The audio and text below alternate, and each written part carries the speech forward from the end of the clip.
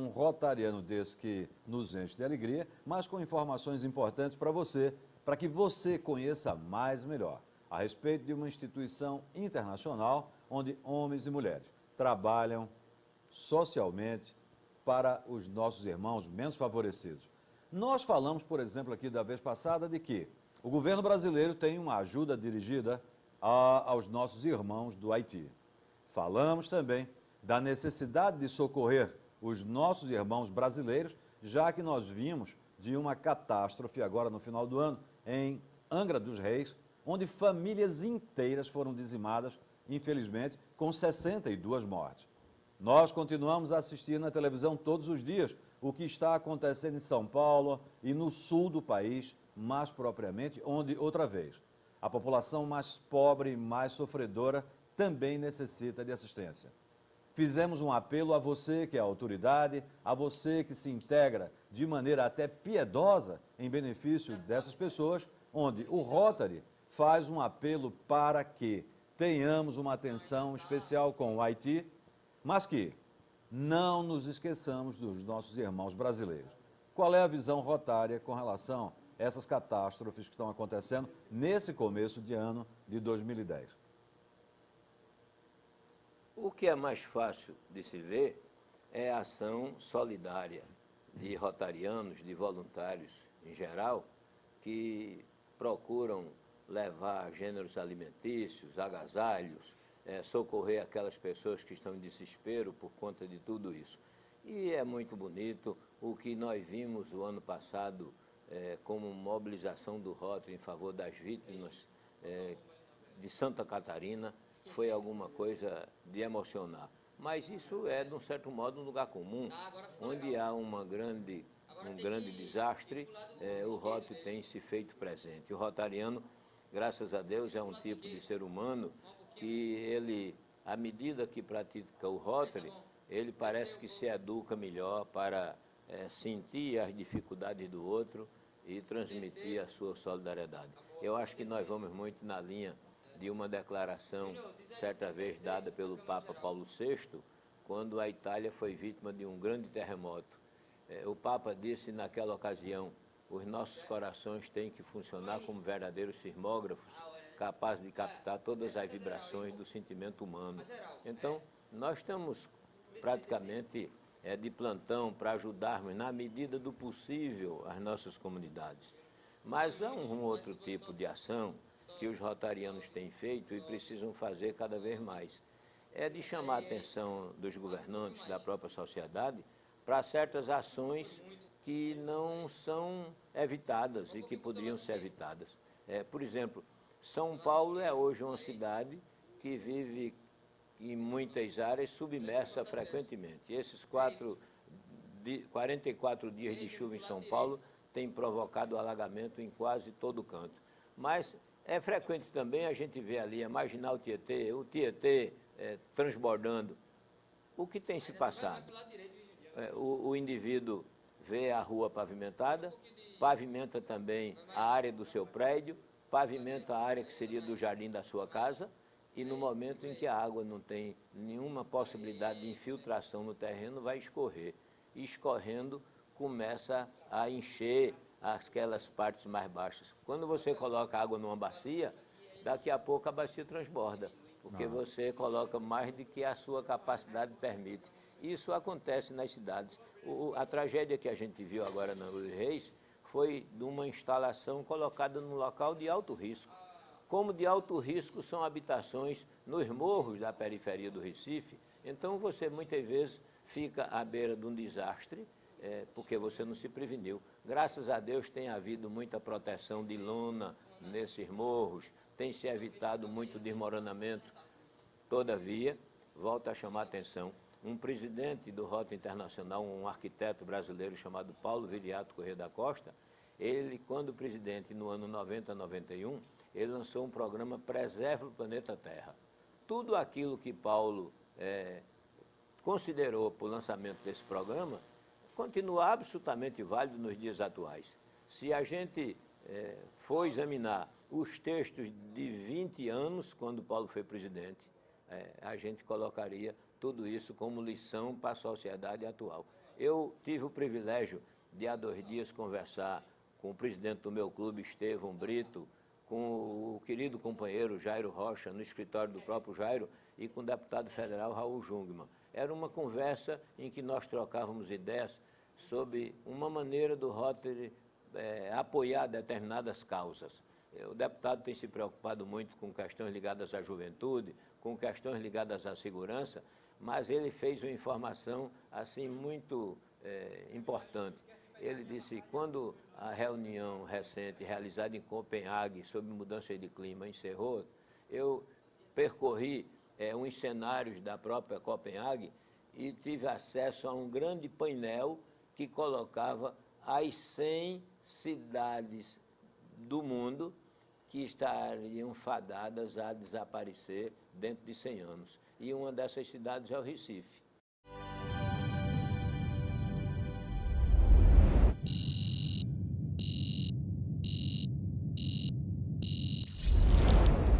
Besides being the commercial center of northwest Brazil, heavily influenced by African culture, Recife has gradually become a prime tourist spot, with its 187 kilometers of white beaches protected by coral reefs and a gentle, warm climate. In fact, Recife means reef in Portuguese. Due to the low-lying coast and dense coastal development, Recife is highly vulnerable to extreme weather events like cyclones and storm surges that are expected to intensify. On top of this, the decomposing of its natural barrier, the coral reefs, due to global climate change, will expose Recife further to extreme flooding.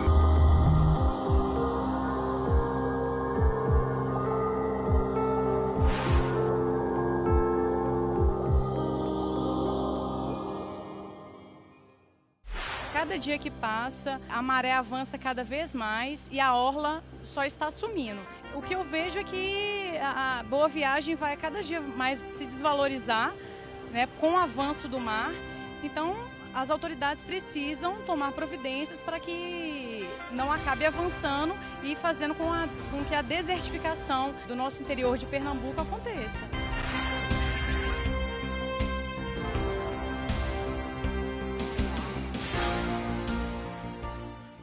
Já imaginaram para nós o impacto com o Piedade, se nós não construirmos um dique, está aí o jornal já mostrando, lá que em Marinha Farinha também, já estamos sendo solapados pelo mar, e olha, é realmente preocupante se as autoridades brasileiras não, e inclusive vai ter um congresso, o primeiro congresso hoje, o Mário, já estão fazendo um congresso agora em março, falando exatamente isso. Ou Recife constrói diques de contenção, ou então seremos dragados sem dúvida nenhuma.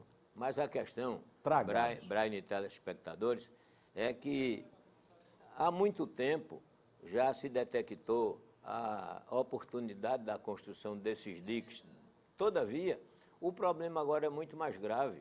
Eu moro na Avenida Bernardo Vieira de Melo, e o meu prédio tem frente para a própria Bernardo Vieira de Melo e frente para o mar. Eu moro numa das partes mais privilegiadas da praia, porque ainda é uma área, uma faixa de areia muito grande. Mas a gente percebe perfeitamente que quando você se aproxima de Candeias, você já vê o desastre vindo de tempos atrás. O mar batendo em cima de enrocamentos de pedra, o mar batendo em muros. Quem vai para Olinda vê ruas e bairros que foram engolidos pelo mar, e essa situação avança, mas não é um avanço do mar apenas por conta de problemas ligados à erosão, é sobretudo a elevação do nível dos oceanos. O degelo. Mas evidentemente a elevação do nível dos oceanos é sobretudo decorrente disso. Se você tem derretidas aquelas montanhas fantásticas de gelo dos polos, dessas áreas, então o que é que vai acontecer? A pedra de gelo que vira água, o nível da água se eleva, e se elevando vai sucumbir quem está no nível menor. Ora, o Recife, nós já temos áreas como o Derby com nível médio abaixo, com uma cota abaixo do nível médio do mar. Sobe a maré e a Avenida Agamenon Magalhães fica inundada. Então nós já temos várias situações em que isso é presente. Imagine o nível do mar subindo 50 centímetros, 60, 70, que é para daqui um pedaço. Eu não estou fazendo uma informação sensacionalística de maneira nenhuma. Eu não gosto daquela profecia do Apocalipse. Eu estou dizendo com meus olhos de técnico e pessoa que pode enxergar certos fenômenos mundiais, a dizer, se nós não cuidarmos agora de revertermos as causas que estão fazendo com que o desmatamento, o problema da camada de ozônio, a elevação do nível do mar, as mudanças de clima são absolutamente constatáveis. Qualquer homem do mato hoje sabe que há uma situação de mudança de clima absolutamente caracterizada. Eu vou dar uma informação. E no ano 92, o Brasil promoveu uma das reuniões mundiais mais importantes sobre a questão do meio ambiente, a ECO 92. E houve um fato em que o presidente do Rota Internacional, que era um indiano, morreu um cunhado dele, os funerais não permitiram que ele saísse, e Paulo Viriato, esse presidente sobre quem falei, foi instado a ocupar o lugar de Rajendra Sabur na participação oficial na ECO, e esse modesto colega rotariano de vocês era o presidente da Comissão Nacional ligada à ECO 92. Paulo assumiu a posição de Rajendra Sabur e eu fui chamado às pressas para assumir a posição de Paulo e tive participação tanto na Assembleia do Rio de Janeiro como no aterro do Flamengo. Lá conheci uma jovem belga, filha de um governador do distrito, e ela me disse com toda clareza, eu vim à ECO 92 para participar das reuniões do Comitê de Mudança de Clima. Então, se uma jovem, em 92, saiu da Europa com a finalidade precípua... Você está falando 18 anos atrás. 18 anos atrás. Se essa jovem saiu da Europa com recomendação e apoio do seu pai, um governador do distrito de Rotary, para participar das reuniões do Comitê de Mudança de Clima, isso para ele já não era uma coisa sem importância. Era sério e de muita responsabilidade. Era uma coisa de muita importância. Então, o que há é o seguinte, eu peço a sua colaboração e a colaboração dessa rede de TV tão importante, nós precisamos dosar os programas de televisão com metade, tudo aquilo que o povo mais se contenta em ver, como divertimento. Nós estamos na época agora em que a folia é o prato do dia, o carnaval é o prato do dia. Quem não colocar as músicas de Getúlio Cavalcante, ou no chamado Reinaldo Oliveira, quem não colocar Nelson Ferreira, Capiba, etc., no ar, está fora da época. Mas a gente tem que dosar um pouco, a gente fazer o passo, a gente tomar uns drinks, a gente se alegrar, mas, de imediato, nós nos voltarmos à responsabilidade de cidadão para a gente dizer assim, de que forma nós vamos criando uma consciência para que essa elevação do nível do mar não aconteça. Esse aqui é um chamamento que eu acho que a televisão tem um papel extraordinário, porque normalmente o telespectador, ele obedece à orientação da televisão. A televisão começa a dizer uma coisa e o telespectador segue todo aquele figurino. Mas deixa então colocar uma vírgula. Deixa eu botar a câmera em mim, isso. Ei, você que participa da imprensa pernambucana, ouça o que o doutor Mário Antonino está dizendo. Olha, é inimaginável que continuemos com esse discurso, mas que nós não tomemos uma posição enérgica, educativa com relação ao povo. O povo que cospe na rua, o povo que põe papel na rua, o povo que põe colchão dentro dos nossos canais, o povo mal educado por falta de informação. E tem que partir da autoridade, a educação, porque isso é um ato contínuo, onde o próprio Rotary também está preocupado em fazer isso. Porém, é mais fácil nós pagarmos para ter, estou misturando só os assuntos, um Sandy Júnior pagar 600 mil reais, não é, prefeito? Hein? E o prefeito não é capaz de comprar uma maca, não é capaz de comprar um lençol, falta medicamentos para o povo miserável que está lá dentro da restauração, por exemplo. O Haiti nosso está lá dentro. Se você, pernambucano, se você, brasileiro, você que me assiste nesse momento, estiver de verdade educado, nós teremos que fazer uma corrente junto à imprensa, junto a instituições como o Rotary e começar a veicular na televisão, no rádio, no jornal, na revista, em todos os lugares possíveis e imaginários, de que a população precisa entender, de que não haverá respeito. Você quer ver? Você, sindicalista, que não tem respeito por si próprio e que faz barricadas na rua, queimando pneus, você sabe para quem você está, na verdade, fazendo uma reclamação maior? Você está fazendo contra Deus. Você não está ajudando a natureza. E você está dizendo que está fazendo promessa ou está fazendo protesto contra a autoridade. Não, você está destruindo um pouco mais e o seu protesto, além de inócuo, é deseducado e que nada contribui com a elevação do padrão de educação que todos nós necessitamos ter para que possamos ajudar ao Deus natureza. Entende? O Deus natureza está precisando de educação. Convocar todos os meus colegas de televisão, de rádio, de jornal, de web, de todos aqueles que possam chegar junto a alguém que não entende que o plástico que está na beira-mar, a tartaruga confunde com uma alga e você mata ele. Da vez passada eu falei a mesma coisa, que aquele ovo inofensivo, você pega depois aquele olhinho e coloca na pia e aquilo desaparece aos seus olhos ou aos olhos de uma visita, mas não ao malefício que pode fazer, Mário, tá bem? Ao chegar aquele óleo no rio, e aí sim, a flora já não existe porque o óleo mata, o peixe também não existe porque o óleo mata e você não está colaborando. Portanto, se uma instituição da categoria do Rotary, uma pessoa da envergadura de que é o próprio Mário Antonino, vem aqui para a televisão e faz uma exortação como essa, vamos sim, Jornal do Comércio, Diário de Pernambuco, todas as emissoras de rádio e televisão do estado de Pernambuco, do Brasil e do mundo, devem entender de que essas campanhas não podem ficar de discurso. Elas têm que ir para a rua e têm efetivamente, Mário, que motivar a população. Pernambuco tem o privilégio de ter jornais como Diário de Pernambuco, Jornal do Comércio, a Folha de Pernambuco, que são veículos de comunicação formidáveis, que orgulham qualquer pernambucano, qualquer brasileiro. Uhum. Agora, a edição de cadernos especiais, enveredar por uma linha educacional mais determinada, eu acho que isso é uma tarefa muito urgente. Eu até, as autoridades nas escolas também? Eu até digo a você, Brian, eu fico muito contente quando vejo aquela campanha da prefeitura, vamos fazer a praia limpa, ou vamos viver a praia limpa. Eu acho que aquilo é uma campanha educacional com muito significado, leva as pessoas a entenderem que não deve sujar, mostram o mal que a sujeira provoca. Então, eu que também sou crítico, como você, eu me constranjo todos os dias quando passo ali diante daquele Parque Dona Lindu.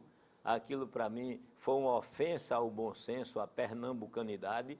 Talvez tenha sido o interesse de fazer uma obra daquele tamanho, mas o de respeito maior foi o de deixar de fazer um parque com muita área verde, com lugar para caminhada, para jogos, para a pessoa se sentar numa sombra e ler um livro. Eu estava em uma ocasião com um professor inglês, Roderick Dutton, nós éramos consultores... Eu estou pedindo ali para a gente entrar e rodar para o próximo... Nós éramos consultores da FAO numa determinada linha de trabalho, e aí eu estava com ele em Patos, na Paraíba. E Roderick disse assim, Mário, onde é que eu posso ler um livro aqui numa praça? E a gente corria as praças, um calor enorme, um sol inclemente, e a gente olhava, não encontrava um espaço para o indivíduo ler um livro. Eu não estou dizendo que o Parque Dona Lindu tenha sido um espaço simplesmente para leitura, mas podia não, aquilo ali é um absurdo. A população de Boa Viagem tem uma associação, inclusive. Aquilo que João Paulo fez, de querer fazer e colocar o nome de Dona Lindu, não que ela não merecesse nenhum tipo de homenagem, mas esqueceram, por exemplo, vultos da própria história pernambucana que mereceriam ter o nome. Quer ver?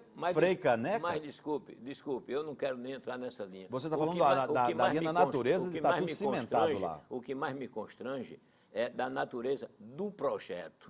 A natureza do projeto. Toda cidade, todo estado se orgulharia de ter um projeto de Niemeyer. E eu já tive, quando se viu um governo de Pernambuco, na administração do governador Marco Maciel, de passar um dia 15 de novembro no gabinete do arquiteto Oscar Niemeyer. Ter esse privilégio na Avenida Você Atlântica. acabou de falar a respeito de São Paulo, que é todo cimentado. Nós fizemos isso em Pernambuco, no Parque Dona Lindu. Eu não tenho tempo, eu tenho que sair agora do programa, chamar, chamar a rotação. Mas você, telespectador, não saia daí, porque este é um programa verdade. É um programa dedicado a você, telespectador, que tem a NET em casa e você tem a melhor TV a cabo do Brasil com o melhor entretenimento. O mundo é dos nets. Não saia daí, porque o programa Empresas e Negócios ao vivo, telefone ligado, você pode ligar agora, 8851-8117, tem o privilégio, hoje, de estar entrevistando o engenheiro Mário Antonino, do Rotary, e eu, fazendo as vezes do Rotary Setúbal. Vamos a um breve intervalo, não saia daí, liga para um amigo e diz, olha, hoje o programa está quente com o Mário Antonino, discutindo assuntos que faz parte da sociedade pernambucana e brasileira. Não saia daí, eu volto daqui a pouco.